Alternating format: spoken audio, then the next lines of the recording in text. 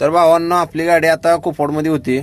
कुपवाडमधनं आपली गाडी काय खाली होणार नव्हती. मग खाली तिकडं होणार होती शिरोली MIDC.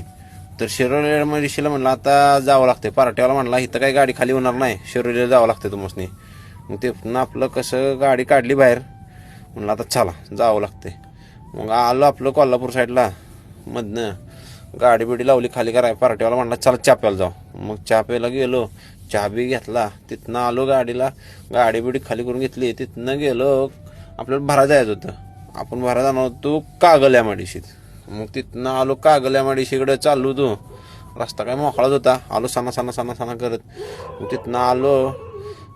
डायरेक्ट गाडी लावली भरायला. आपण काय भरतोय बघा, पाईपा भरतोय. मग तिथनं पाईपा लोड करून झालं. तर मग एक विषय सांगायचा बाबा भावानो, आपण कराडात आलो होतो. आपल्याला इथला कुठं ब्लॉक घेतला ना आपण. कराडात आलो. कराडात बघा हे एक टायर लावूनच गाडी चालवत होता.